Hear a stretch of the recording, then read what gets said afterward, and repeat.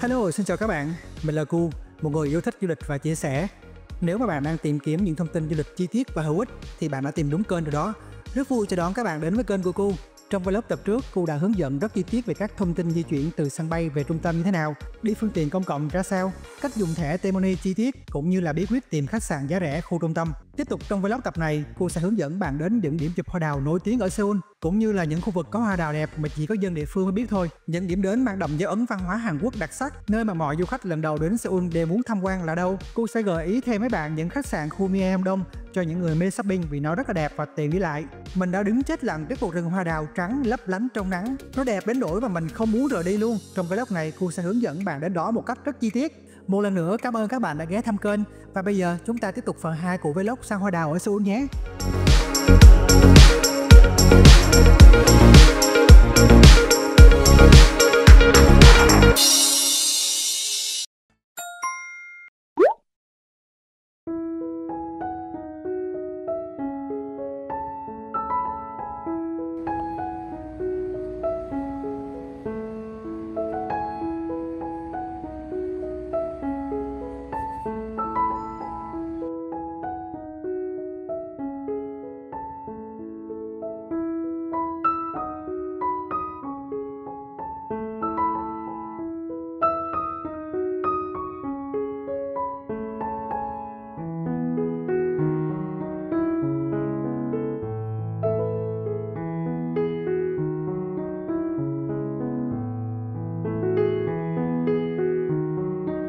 Chào mọi người buổi sáng. Hôm nay thời tiết rất là đẹp, nắng và nhiệt độ khoảng từ 10 đến 15 độ thôi.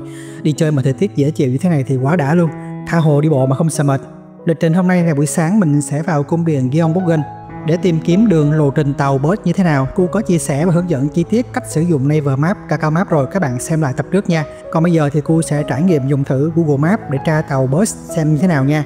Theo mình đánh giá thì Google Maps cập nhật theo thời gian thực chính xác 100% các cái tuyến bus tàu điện ở Seoul. Nên lúc đầu mà nếu mà chưa quen với giao diện của Naver Map hay Kakao Map thì các bạn có thể dùng Google Maps thay thế nha.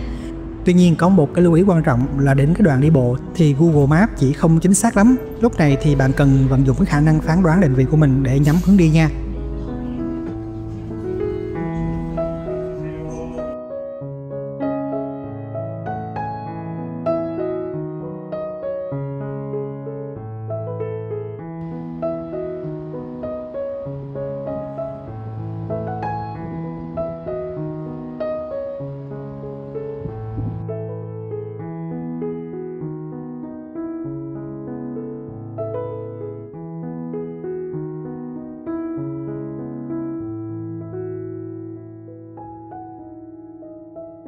Ok, bây giờ cô sẽ chia sẻ một số thông tin về cung điện Gyeongbokgung để các bạn phân bổ lịch trình tham quan sao cho hợp lý, bởi vì trong này rất là rộng. Để đi đến cung điện Gyeongbokgung bằng tàu thì các bạn có thể chọn điểm đến là ga Gyeongbokgung tại vị trí này, line số 3 màu cam. Sau đó thì ra ngoài bằng lối exit 4. Từ exit 4 bạn đi bộ men theo con đường này, băng qua con đường lớn, đi vào con hẻm này. Đây là một con hẻm chuyên cho thuê đồ hanbok. Rất là nhiều cửa hàng hanbok ở đây. Từ đây đi qua cung điện rất là gần. Trong hẻm này còn có rất là nhiều quán ăn, mà sau khi đi chơi cung điện ra thì các bạn có thể ghé qua bên này để ăn trưa rất là tiện lợi luôn. Từ exit 4 nếu bạn không có nhu cầu thuê hanbok thì đi vào cung điện qua cổng chính ở vị trí này. Sau khi vào cổng chính các bạn rẽ phải mua vé ở đây, giá vé là 3.000 won, tức là khoảng 60.000 tiền Việt. Tuy nhiên nếu bạn mặc hanbok thì bạn vào cổng miễn phí, không cần phải mua vé. Ở khu vực này bạn có thể chụp hình thoải mái, cũng thấy được cái bối cảnh của cung điện mà không cần phải mua vé. Nếu mà bạn không có nhiều thời gian thì chỉ cần check in như ở đây là đủ. Hôm nay là mình chụp hoa đào nên là mình sẽ vào trong khu vực này, đang có nhiều hoa đào rất là đẹp. Có một điều quan trọng nữa là thứ ba hàng tuần cung điện sẽ đóng cửa nha mọi người. Ok, tổng quan là vậy nha. Bây giờ mình đi vào cung điện nha các bạn.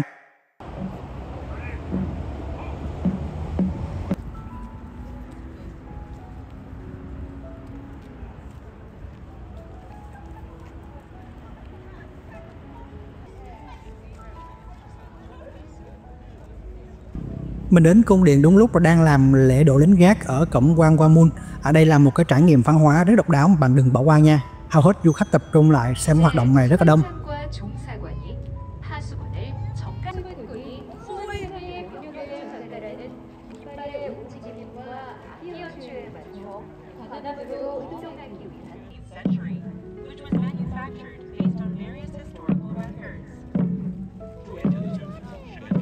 Hoạt động này diễn ra hàng ngày lúc 10 giờ sáng và 2 giờ chiều, mỗi lần là khoảng 20 phút.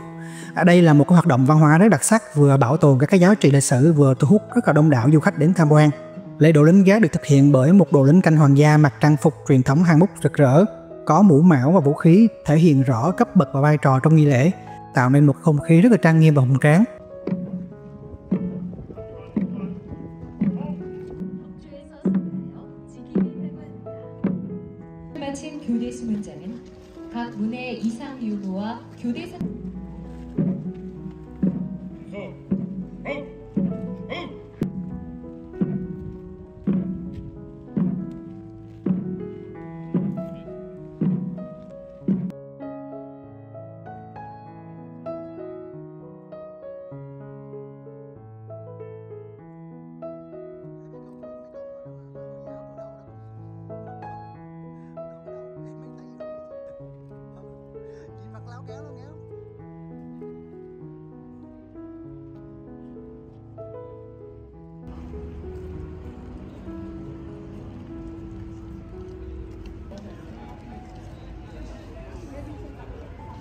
Cung điện Gyeongbokgung còn gọi là cung Cảnh Phúc là một cái biểu tượng văn hóa và lịch sử rất là tiêu biểu của Hàn Quốc, được xây dựng lần đầu tiên vào năm 1395 dưới thời vua Taejo, đó là người sáng lập triều đại Joseon. Với ý nghĩa là cầu phúc cho hoàng tộc và thần dân, cung điện Gyeongbokgung trở thành một cái trung tâm quyền lực của triều đại Joseon, là nơi mà thiết triều, sinh hoạt, quản lý đất nước tất cả đều diễn ra ở đây. Tuy nhiên vào năm 1592, trong cuộc xâm lược Triều Tiên của Nhật Bản thì cung điện này bị thiêu rụi gần như là hoàn toàn. Sau đó thì là bỏ hoang trong suốt 270 năm. Đến năm 1867 dưới triều đại vua Gojong thì cung điện Gyeongbokgung được phục dựng với quy mô lớn hơn, rộng hơn, gồm hơn 500 tòa nhà với diện tích là 410.000 m². Đây là một cái thời kỳ hoàng kim của cung điện khi nó trở thành một cái trung tâm quyền lực và biểu tượng của triều đại Joseon ở những cái thập kỷ cuối cùng trước khi mà triều đại này kết thúc. Tuy nhiên thời kỳ đen tối nhất chính là bắt đầu từ năm 1910 khi Nhật Bản chính thức sát nhập bán đảo Triều Tiên thành thuộc địa.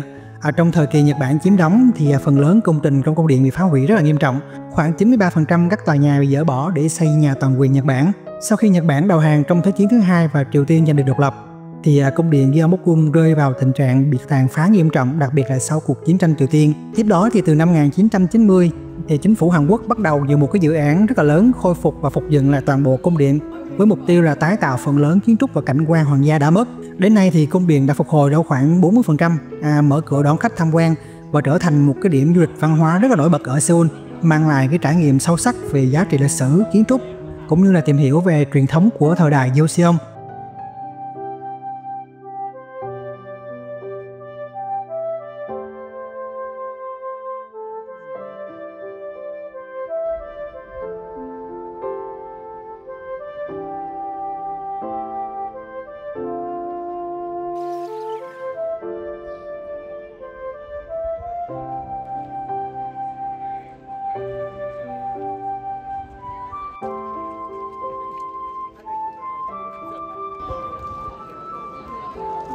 Mình thấy là cung điện lúc nào cũng rất là đông đúc du khách ghé thăm bất kể mùa nào trong năm. Đặc biệt là vào những mùa quan trọng như là mùa hoa đào, mùa thu thì lượng khách đổ vào đây rất là nhiều. Mọi người lưu ý là ngày thứ ba hàng tuần cung điện sẽ đóng cửa nha. Trải nghiệm của rất nhiều du khách khi đến tham quan cung điện là mặc hanbok để chụp hình ở trong này, tạo cảm giác như là bạn xuyên không về quá khứ vậy đó. Để thuê hanbok nhanh và gần tiện nhất thì mọi người qua cái khu lúc nãy mình có giới thiệu rồi nha. Sáng nay trời nắng đẹp, tuy nhiên đến trưa thì như mọi người thấy là thời tiết bắt đầu âm u rồi nè các bạn. Nên đi Seoul vào tháng 4 thì các bạn nhớ đem theo áo khoác nhẹ nha.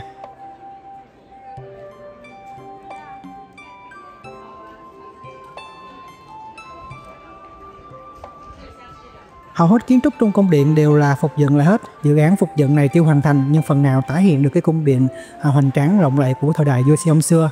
Cung điện Gyeongbokgung nổi bật với kiến trúc truyền thống Hàn Quốc kết hợp ảnh hưởng của Trung Hoa, sử dụng hài hòa 5 màu sắc.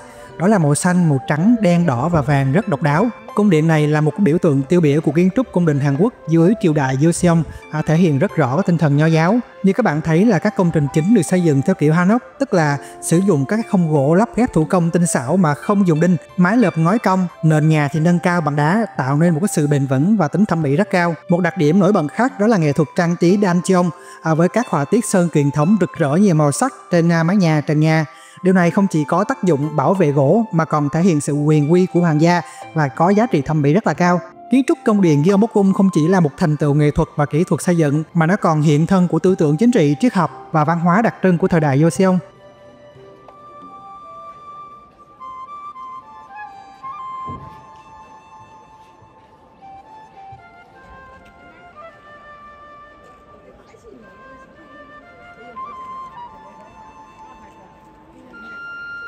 Thật ra việc mặc hanbok đi dạo tham quan trong cung điện, bạn sẽ tăng gấp 3 cái cảm giác thú vị và phấn khích, như kiểu lạc trôi về thời đại Joseon thật sự vậy.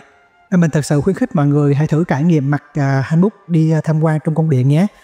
Lần trước thì mình cũng đã mặc hanbok đi chơi trong này rồi nên là mình rất là hiểu cảm giác đó.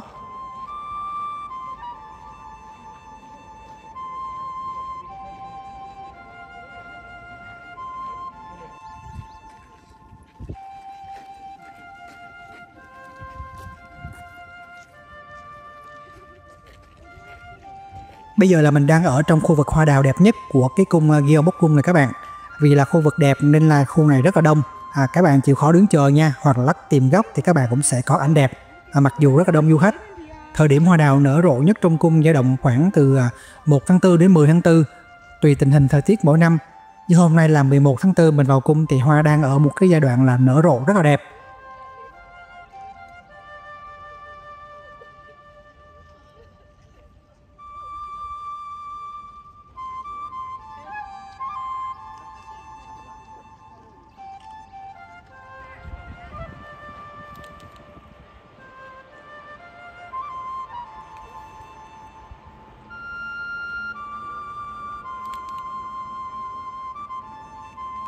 Năm nay thì hoa đào nở muộn hơn mọi năm nên các bạn cứ canh trong cái khoảng khung thời gian đó để săn hoa đào trong cung Gyeongbokgung này nha.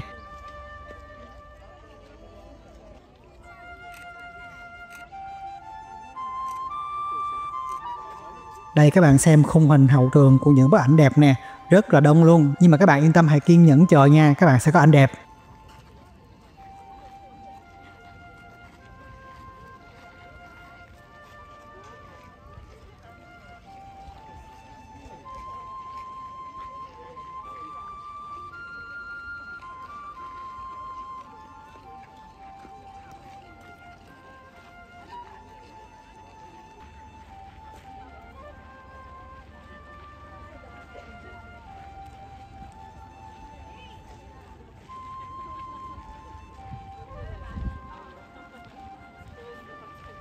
Sau khi chơi cả buổi sáng cung điện thì khoảng 3 giờ chiều mình mới ra khỏi cung và đi kiếm chỗ ăn trưa, quá muộn luôn rồi. Tiện nhất là các bạn ghé qua khu thuê đồ hanbok, lúc nãy mình có review rồi đó, chỗ này có rất là nhiều quán ăn. Mấy hôm nay mình ăn nhiều chỗ thì hôm nay ghé qua một cái quán có kim chi rất là ngon, rất là hợp khẩu vị luôn. Một set đồ ăn như thế này là khoảng 35.000 won, tức là khoảng 650.000 tiền Việt, gồm có thịt luộc, thịt xào, xương bò hầm, kim chi thì thấy thoải mái luôn. Sau mấy tiếng quần thảo trong cung điện mệt ơi là mệt thì bữa trưa hôm nay rất là ngon miệng luôn các bạn ơi.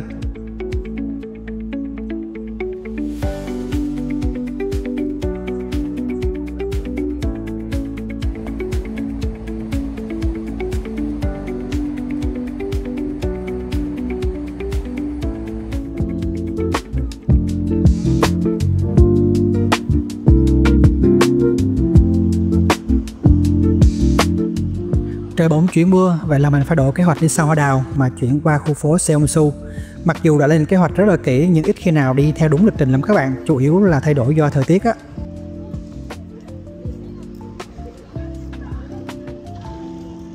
Các bạn biết không, khu phố Seongsu được mệnh danh là Brooklyn của Seoul nhờ sự pha trộn hài hòa giữa lịch sử của ngành công nghiệp cũ và phong cách hiện đại của giới trẻ Hàn Quốc ngày nay. Lịch sử của ngành công nghiệp cũ của khu này là gì các bạn biết không? Tức là trước đây thì khu phố Seongsu này từng là một cái trung tâm sản xuất cơ khí, giày da, vật liệu xây dựng từ những năm thập niên 60-90. Nhưng mà đến năm 2000 thì các ngành công nghiệp này bị suy thoái, nhiều nhà máy, nhà kho bị đóng cửa và bỏ hoang. Sau đó thì các nghệ sĩ, giới doanh nhân họ nhìn được thấy tiềm năng phát triển và tái sinh cái khu bỏ hoang này để kiếm ra tiền. Các bạn biết đó, tư bản mà, họ kiếm tiền nhanh lắm. Cả một cái khu lớn như vậy bỏ hoang thì phí quá đúng không?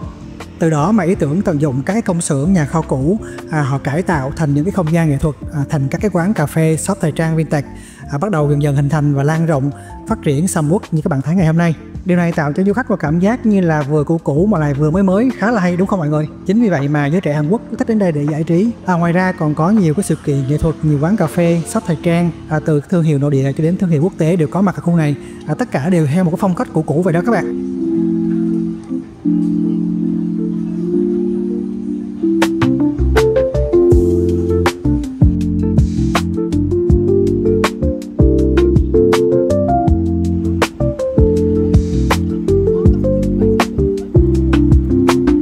Seongsu còn là một cái thiên đường cà phê với rất nhiều quán cà phê phong cách, nhưng hầu hết để phục vụ cái đối tượng là giới trẻ, nên là bạn thấy quán nào cũng sẽ rất là đông khách. Nên khi bạn đi dạo đây chắc chắn phải kiếm một quán cà phê để ngồi chill đúng không? Cô sẽ list ra một số quán cà phê ở khu Seongsu được giới trẻ Hàn trên Naver yêu thích và đánh giá rất là cao, mọi người lưu lại tham khảo để dành nha. Trong khu này có một quán cà phê rất là hay mà mình muốn giới thiệu cho các bạn, đó là quán Standard Bread. Quán này thu hút rất đông đảo du khách nhờ cái không gian đẹp và cái món ăn thì rất độc đáo. Trong này có 2 món bánh mà mình rất là muốn giới thiệu cho các bạn, đó là món bánh mì Brand Toast và Tixil Bread. Quán này thường xuyên xuất hiện trên Instagram và được rất nhiều các diễn viên Hàn Quốc ghé thăm. Đó là lý do mà du khách đến Seongsu thường hay ghé qua cái tiệm này. Quán có một món rất nổi tiếng mà các bạn nên thử cho biết, đó là bánh mì Creme Brulee Brand Toast, giá khoảng 10.000 won. Đây là cái món bánh mì rất đặc trưng của quán, với lớp bánh mì dày, phủ caramel giòn bên ngoài, bên trong thì mềm mịn, được đổ sốt creme brulee nóng hổi lên. Nhìn miếng bánh vừa rất là thơm, vừa béo, vừa cảm giác là giòn giòn, rất là bắt miệng luôn. Còn đây là một list các cái quán khác cũng nổi tiếng trong khu Seongsu này, các bạn tham khảo thêm nhé.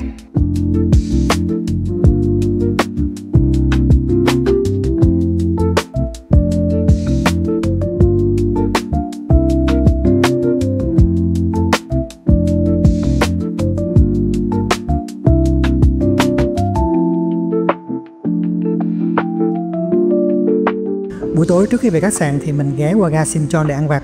Quanh ga này buổi tối có rất là nhiều quán ăn vặt mà bạn có thể trải nghiệm cho biết nha. Đặc biệt mọi người hay kháo nhau là đến đây ăn tteokbokki, một loại bánh gạo truyền thống bán ở vỉa hè. Ngoài ra còn có cái món chiên xiên que khác nữa. Buổi tối thì trời mưa nhẹ, chui vào mấy cái xe bán hàng rong này đứng ăn, thế cũng hay lắm các bạn.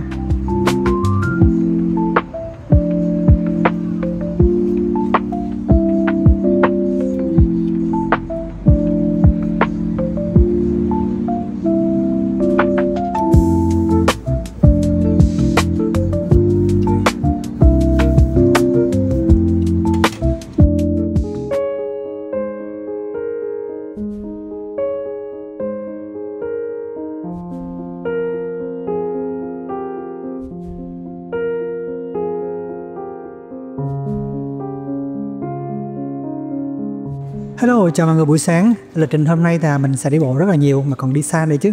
Nên đêm qua mình ngủ sớm, ngủ rất là ngon luôn mọi người ơi. Công nhận trời lạnh ngủ đã ghê luôn.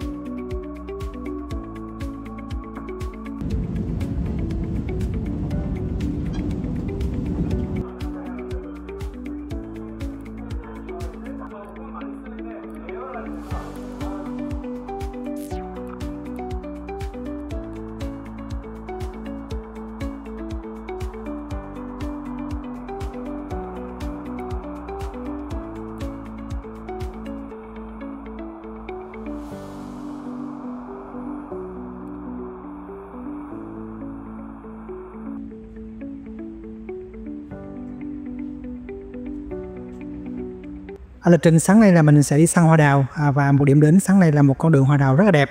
Nó nổi tiếng đến nỗi mà bất kỳ ai hỏi về khu có hoa đào đẹp ở Seoul thì đây là cái chỗ mà du khách thường nhắc đến đầu tiên. Cái tên mà cô muốn nói đến là hồ Seokjeon, một hồ nước nổi tiếng với công viên chủ đề Lotte World Magic Island ở trên mặt hồ, rất là độc đáo. Ok, mình đến khu vực hồ Seokjeon rồi này các bạn. Sáng nay thì mình sẽ đi quanh khu này ngắm hoa đào, đẹp xuất sắc luôn.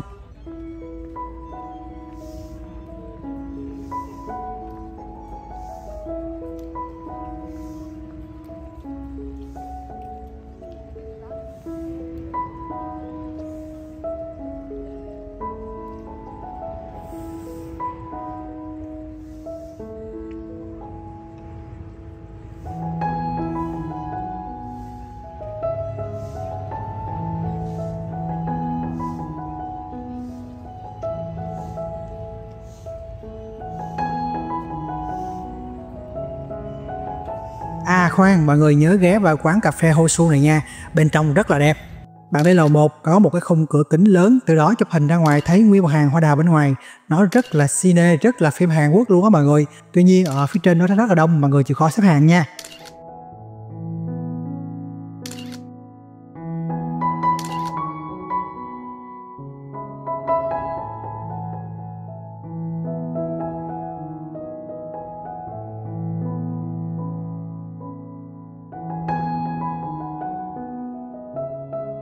Nếu đến đây khoảng trước 9 giờ sáng thì bạn sẽ thấy người dân địa phương ở đây chạy bộ rất là nhiều.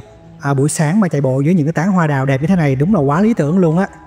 Nhưng mà khoảng sau 10 giờ sáng trở đi thì bạn chỉ thấy du khách đến đây ngắm hoa thôi. Con đường hoa đào này bao quanh khu hồ Sokchon với chiều dài khoảng 2,5 km. Hàng năm cứ đến khoảng cuối tháng 3 đầu tháng 4 thì quanh hồ này 1.000 cây hoa đào nở rộ, tạo nên một cảnh tượng đẹp mắt vô cùng.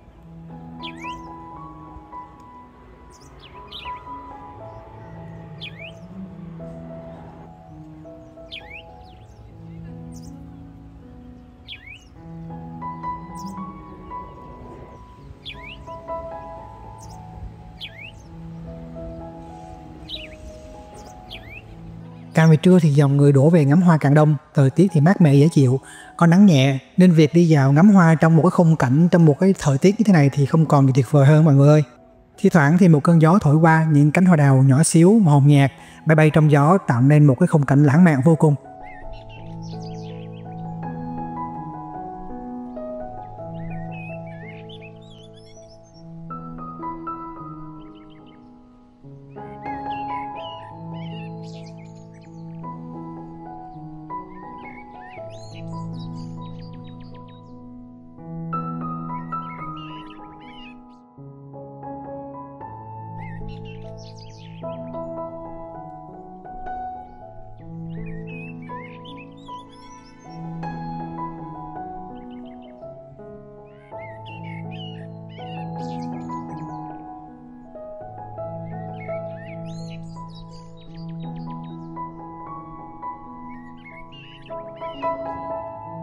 Các bạn có thấy cái vị trí mũi tên màu đỏ đó không? Đó là một cái chỗ chụp hình rất là hot trên Instagram luôn, mà các travel blogger hay gọi đó là Instagrammable.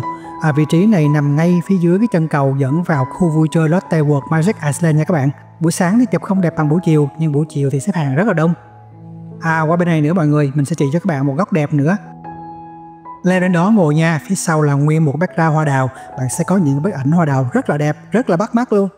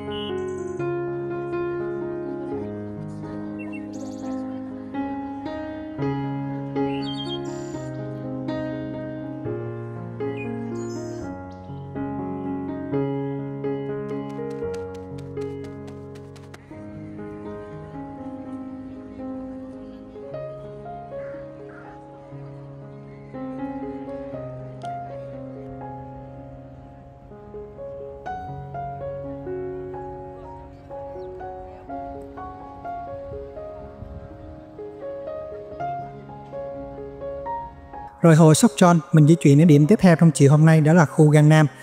Thực ra là vẫn còn thích con đường hoa đào Sokchon của mọi người mà chưa muốn đi, nó đẹp quá à. Nếu mà mình cứ lê la chậm chạp như vậy thì là sẽ không kịp lịch trình. Thời tiết mấy ngày sau lại mưa nữa, nên là mình cứ kiểu như là tranh thủ lúc nắng để chụp hoa đào cho kịp á. Mà thật sự là chưa muốn đi mọi người, khu này đẹp quá.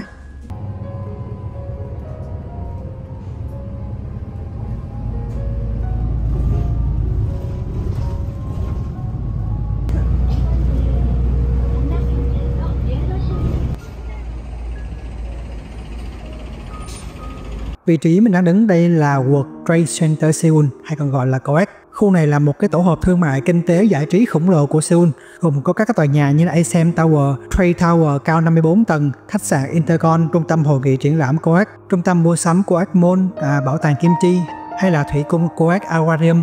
Nói chung nó rất là rộng và rất là lớn, đi không hết đâu mọi người ơi.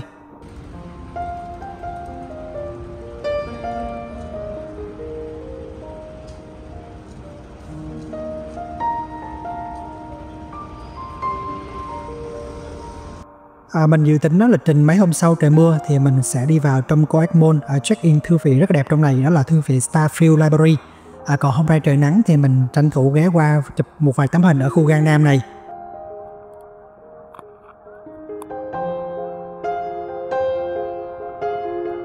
Mọi người có thấy cái tượng nhìn quen không? Quá quen đúng không? Bài hát Gangnam Style từng gây sốt một thời khắp thế giới, quảng bá thương hiệu Gangnam Style này trên toàn cầu luôn. Nên người ta dựng cái tượng này với biểu trưng là có điều nhảy ngựa nổi tiếng của ca sĩ Psy ở đây nè. Nên là đến Gangnam mọi người nhớ ghé đây nha, nó nằm ngay phía trước của COEX Mall luôn á.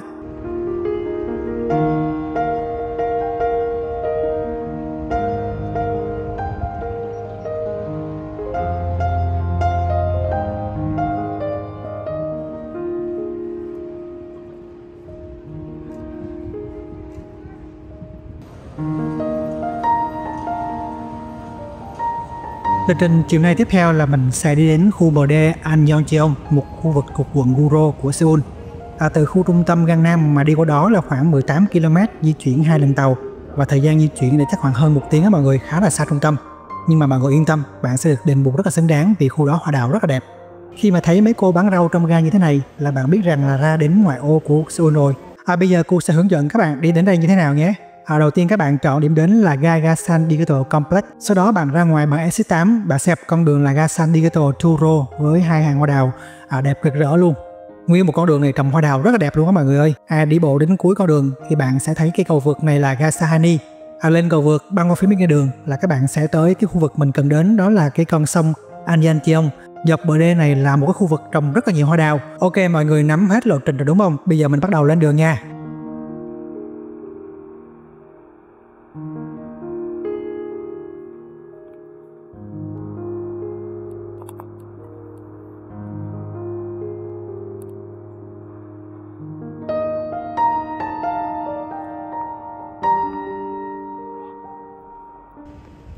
Bây giờ mình đến con đường Gasan Digital Tour Road rồi nè các bạn. Nắng chiều chiếu xuyên qua những cái tán hoa đào đẹp quá là đẹp luôn mọi người ơi. Ở khu vực này thì đường thì vắng vẻ, hầu như mình không thấy một du khách nào hết. Hoa đào thì rợp bóng cả lối đi luôn, quá là xuất sắc để bạn ngắm hoa chụp thoải mái mà không sợ phải chen chúc xếp hàng hay chờ đợi gì cả.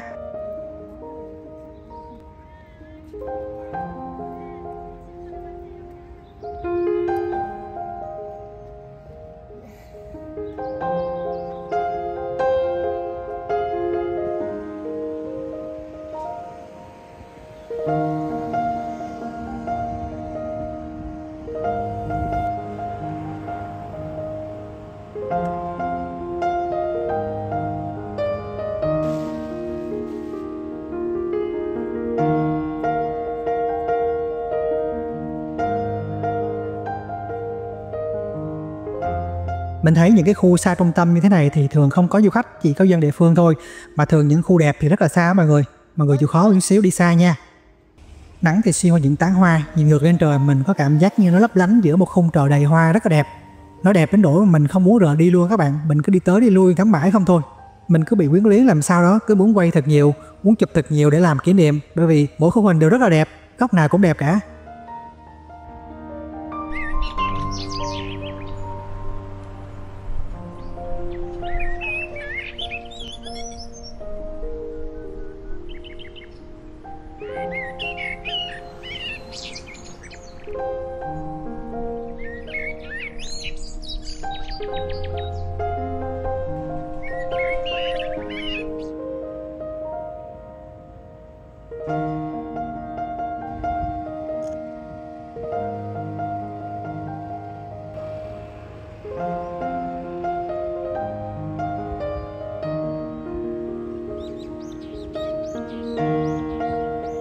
Đây là cái đoạn đường cuối con đường ga San Diego Arturo này các bạn.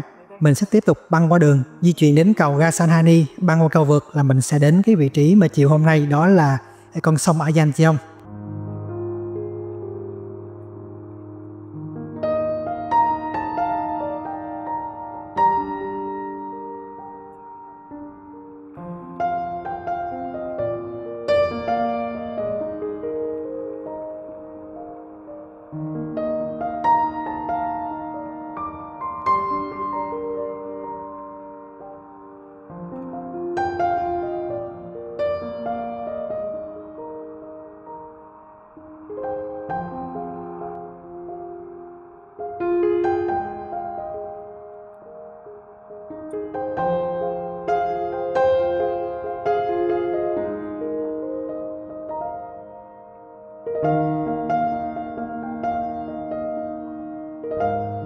Đến rồi nè các bạn ơi, wow, cả một rừng hoa đào lấp lánh trong nắng chiều, quá là đẹp luôn. Trời ơi, đẹp quá mọi người ơi. Khu này được gọi là suối Ayancheong, hay trên Naver thì dân Hàn gọi là con đường hoa đào ven sông Ayancheong.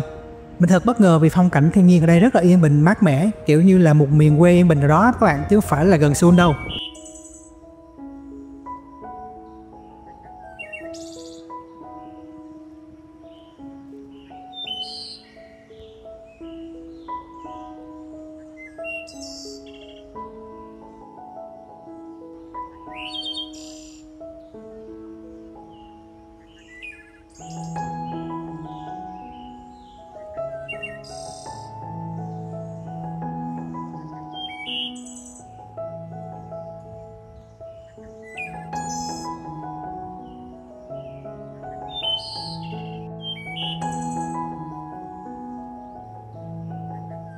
Khu này là một cái con đường đi bộ và đạp xe rất là nổi tiếng nằm dọc theo sông Ayancheong thuộc quận Guro của Seoul.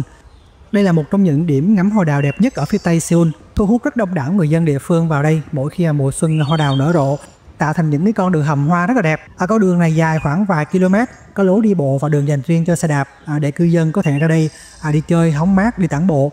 Mình cảm giác nó giống như là một cái công viên sinh thái chạy dọc theo con suối Ayancheong này vậy. Đặc biệt nhất là được trồng rất nhiều hoa đào dọc hai bên, tạo nên một cái khung cảnh mùa xuân rất là rực rỡ và thơ mộng, vừa tạo ra một không gian sinh hoạt cộng đồng cho dân địa phương, vừa là một điểm nhấn cảnh quan thành phố rất là đẹp luôn.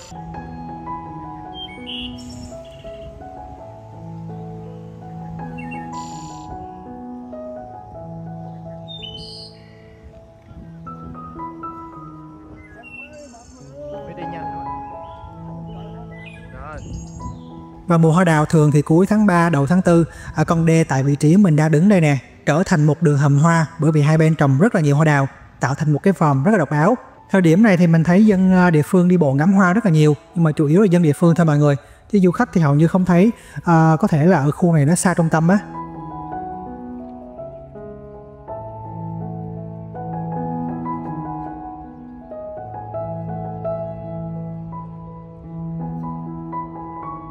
Ngoài việc liên tục wow vì hoa đẹp thì mình cảm thấy rất là ngưỡng mộ cái cách mà chính quyền tạo ra một cái không gian sinh thái hài hòa giữa thiên nhiên và lối sống đô thị xen kẽ như thế này.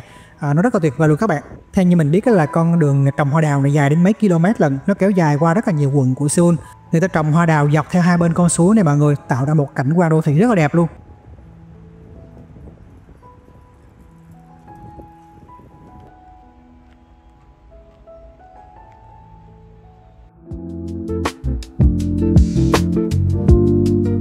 Buổi tối trước khi về khách sạn thì mình ghé qua quán cơm trộn này nằm trên đường Meow Moon ở phía sau lưng khách sạn của mình. Trong vlog tập trước thì mình đã review khá là chi tiết về quán này rồi, tại vì thấy ăn rất là ngon, hợp khẩu vị nên là tối nay mình quay trở lại.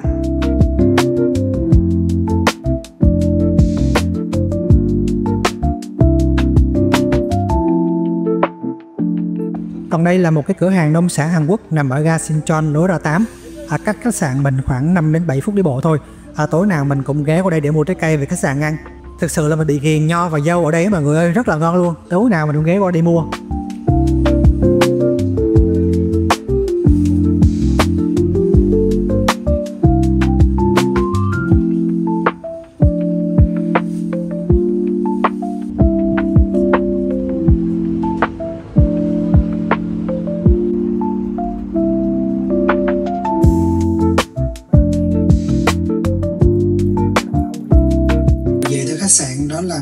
con dâu rất là ngon. Dâu mềm, ngọt và rất là thơm mọi người ơi. Quá đã.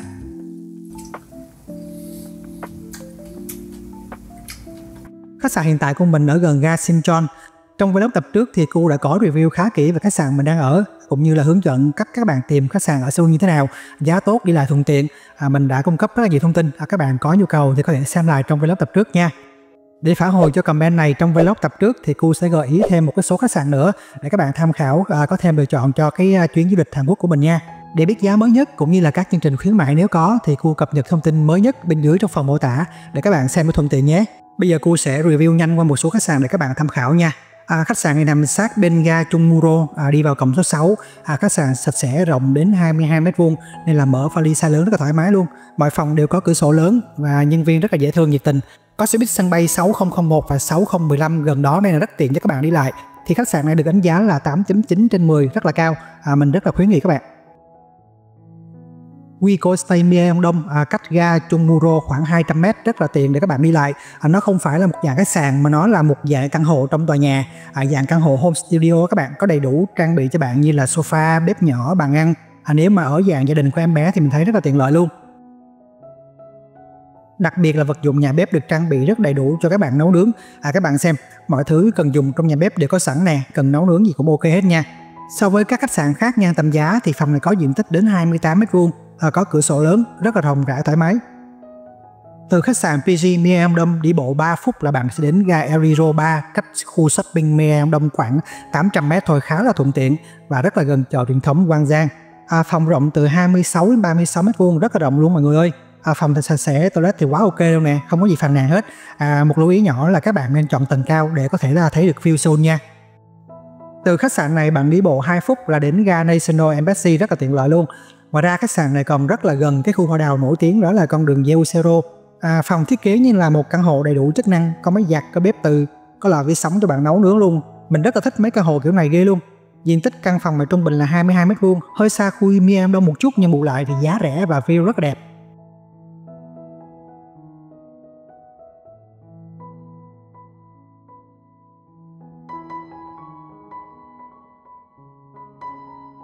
Điểm cộng lớn nhất của khách sạn này đó chính là rất gần ga Chungmuro.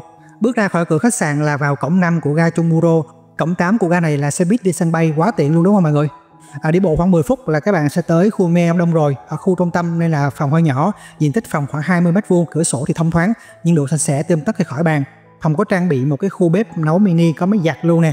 Nếu bạn cần một chỗ ở trung tâm tiện nghi đầy đủ thì khách sạn này là quá ok luôn.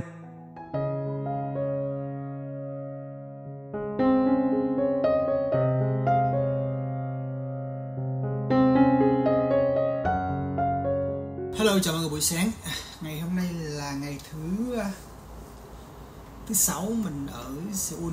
Sáng nay trời lạnh, ngày hôm nay có nắng nhưng mà thời tiết dự báo thời tiết là 3 ngày tới sẽ mưa, 3 ngày cuối tuần mưa là mình sẽ tranh thủ đi chụp hoa đào ngày hôm nay. Sáng nay ăn sáng xong thì mình sẽ gửi hành lý ở lễ tân khách sạn, sau đó là mình sẽ đi chơi chút xíu và buổi trưa thì mình di chuyển qua một khách sạn khác. Trời mưa thì chắc là sẽ đi vô trong mấy cái mall hoặc là mình sẽ đi xuống Sichuan, nhưng mà không biết là như thế nào. Cái điều là nó rất mưa, rất nhếch nhác, nó khó chịu luôn. Mình hy vọng là thời tiết sẽ thay đổi một chút xíu, ví dụ như âm u cũng được, mưa thì hơi bị quải.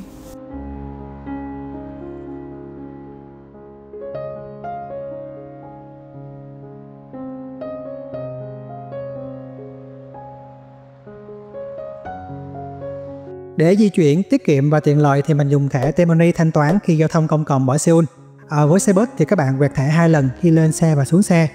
Trung bình một chặng xe bus hoặc tàu điện trong nội thành Seoul thì chi phí rơi vào khoảng 1.500 đến 1.700 won. Như vậy, trung bình thì mình tốn khoảng một ngày là 7.000 won cho việc đi lại bằng phương tiện giao thông công cộng. Các bạn có thể mua thẻ T-Money hay nạp tiền T-Money ở các cái cửa hàng tiện lợi hoặc trong các cái ga đều có nha.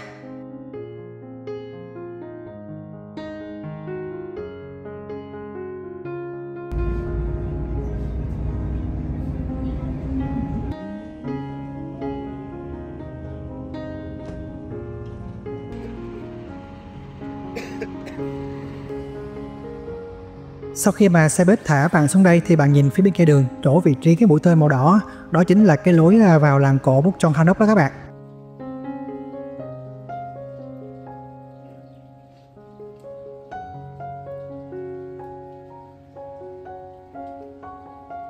Vào cái làng cổ này thì tham quan miễn phí, tuy nhiên bạn lưu ý giờ cho phép tham quan là từ 10 giờ sáng đến 5 giờ chiều nha, tới sớm thì cũng không vào được đâu. Cái con đường mình đang đi đây là trục đường chính vào làng nên thường là rất đông du khách, bạn có thể len lỏi vào các cái con đường nhỏ hai bên để chụp hình thì sẽ vắng hơn nha.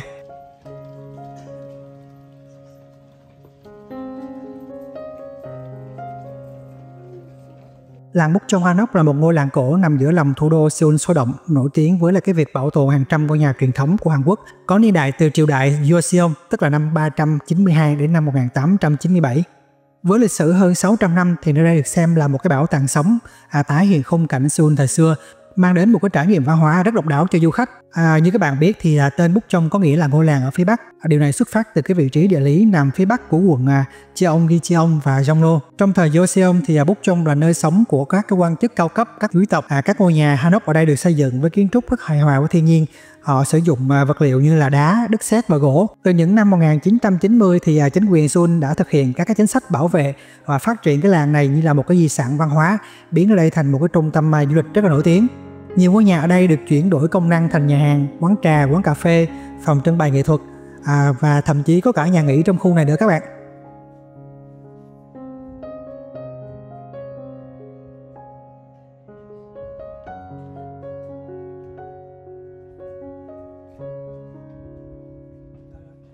Trong làng có rất là nhiều con hẻm nhỏ ngoằn ngoèo, lát đá xanh và các ngôi nhà thì san sát với nhau tạo nên một cái khung cảnh rất là cổ kính, rất là lý tưởng để bạn chụp hình.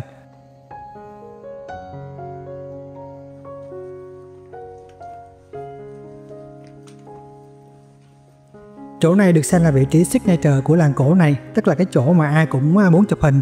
Cứ nhìn vào mọi bức ảnh chụp ở góc này thì mọi người sẽ nhận ngay ra đó là làng cổ Hanok Búc Chông, nên cái vị trí này lúc nào cũng rất là đông.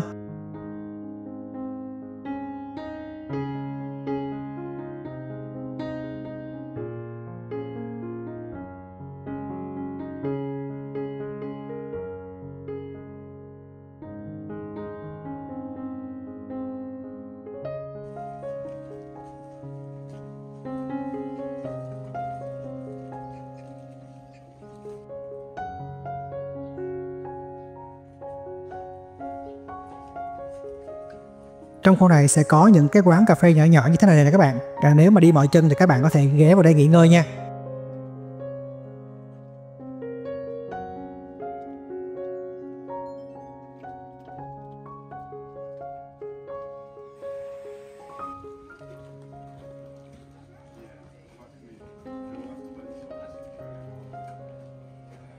Bây giờ là mình sẽ ghé vào quán cà phê này, nằm trên con dốc rất là cao, nên từ vị trí quán cà phê này có cái tầm nhìn rất là đẹp. Cái chỗ này nó giống như là một cửa hàng bán đồ lưu niệm luôn nè mọi người, quá trời mấy thứ linh tinh nè. Giá vé vào cổng là 6.000 won một người, bao gồm một ly nước hoặc một ly cà phê nha.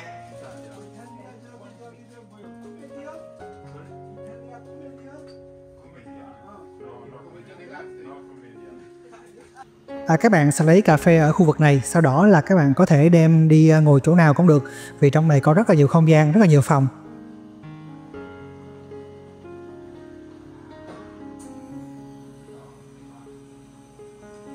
Đây là cái khu trên lầu này, có view đẹp nhất ở quán cà phê này. Ngồi đây bạn có thể ngắm ra toàn trung tâm Seoul ở phía đằng xa kia cũng rất là thú vị.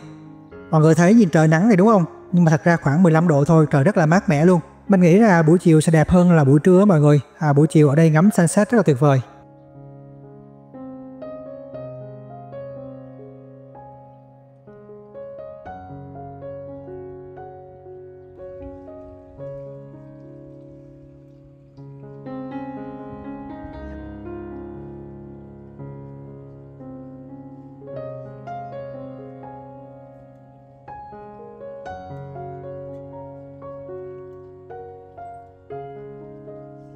Còn đây là các cái phòng trong quán cà phê này mọi người, cũng vắng khách. Mình nghĩ chắc là do mọi người sẽ thích đến đây buổi chiều hơn.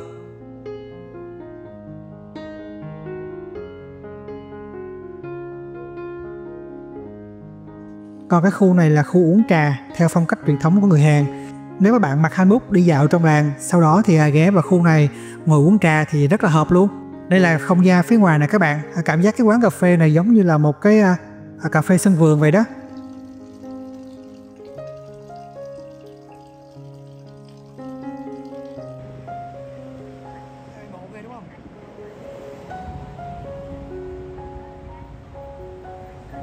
Ra khỏi làng cổ Hanok trong thì mình kiếm chỗ ăn trưa đây. Để tìm kiếm quán ăn xung quanh vị trí của các bạn thì mọi người có thể dùng cái app Naver để xem review nha. Mình thấy xài giống như là review trên Google vậy mọi người, rất là tiện luôn.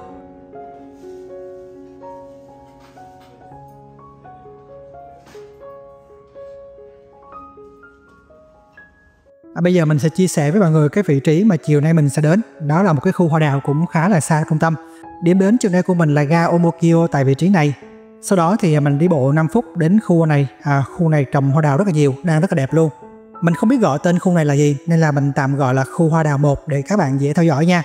Sau đó thì là mình đi bộ khoảng 5 phút băng qua cây cầu này đến vị trí này được gọi là khu hoa đào 2. Vị trí này là vị trí chính của chiều nay mà mình sẽ đến. Đây là một cái con đường phủ kín hoa đào rất đẹp luôn mọi người. Mình không biết thực sự là hoa đào được trồng bắt đầu từ đâu và kết thúc từ đâu. Mình chỉ biết là vị trí này nó là một con đường ngập tràn hoa hai bên luôn, rất là đẹp.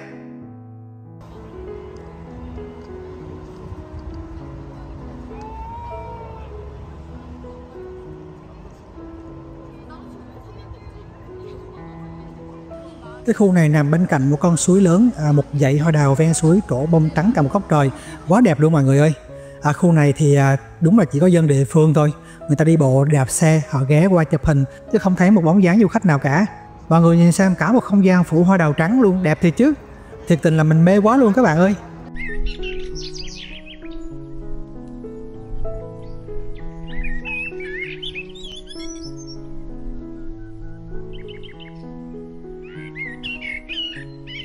Rồi mọi người xem kìa, cả một con đường dài thẳng tắp, hoa đào rộ lên đẹp quá trời luôn. Đúng là không uổng công lặn lội từ trung tâm đến đây. Tuy nó hơi xa khu trung tâm một chút xíu nhưng mà không vấn đề gì cả, bởi vì cái không gian hoa đào ở đây quá đẹp luôn á. Mình thực sự rất là mê luôn.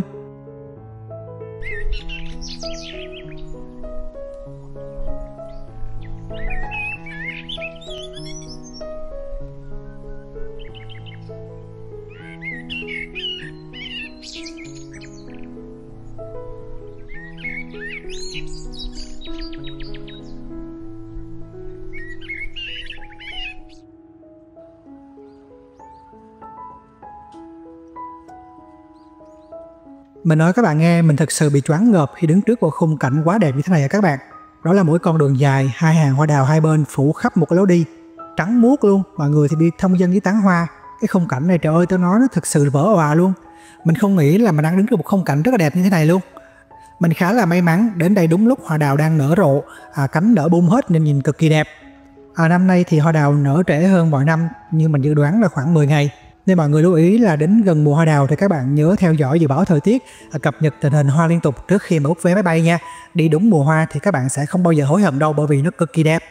Thật ra những cái vị trí hoa đào mà ở xa khu trung tâm Seoul thế này là mình tìm được ở trên cái review của mấy cái blogger người Hàn trên cái Naver á. Nên là du khách đến từ Việt Nam rất là ít biết những cái địa điểm như thế này. Những cái địa điểm xa như này thì thường vắng du khách và rất là đẹp luôn.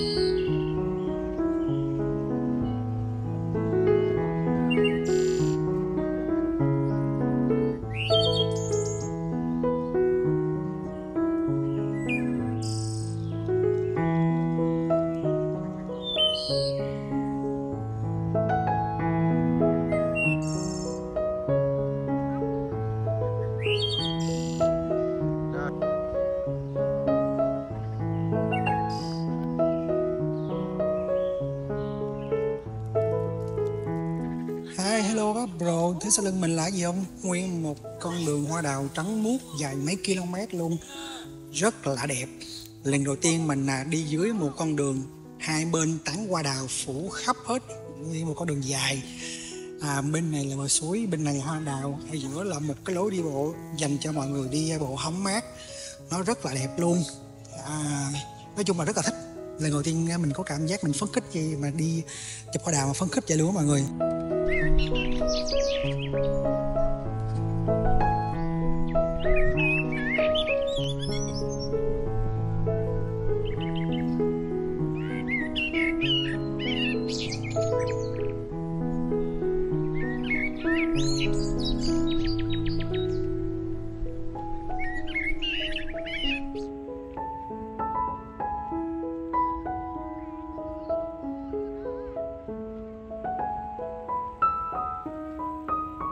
Mình ở đây chơi cả buổi chiều đến sập tối mà vẫn luyến tiếc chưa muốn về. Bởi vì mấy ngày tới trời sẽ mưa liên tục nên hoa đào sẽ rụng hết, rất là tiếc luôn. Thực sự nếu mà mấy ngày tới mà trời không mưa là mình sẽ vẫn muốn quay lại cái con đường này. Bởi vì mình cảm giác là vẫn còn nhiều góc khác đẹp hơn mà mình chưa đủ thời gian để trải nghiệm hết, để đi hết cái con đường này.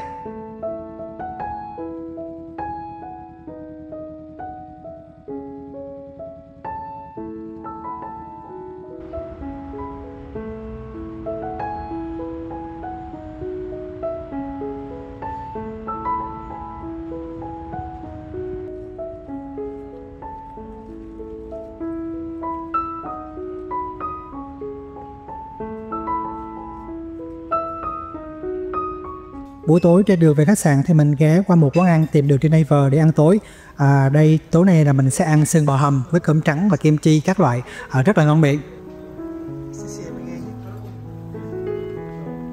Ngày mưa Seoul thì bạn sẽ làm gì? Mình đã thay đổi lịch trình hoàn toàn bởi vì thời tiết thay đổi bất chợt, những ngày mưa liên tục. Và mình đã có những ngày mưa ở Seoul cực kỳ tuyệt vời và cực kỳ chill luôn. Ok, tạm biệt mọi người nha. Hẹn gặp lại trong tập sau nhé. Bye bye.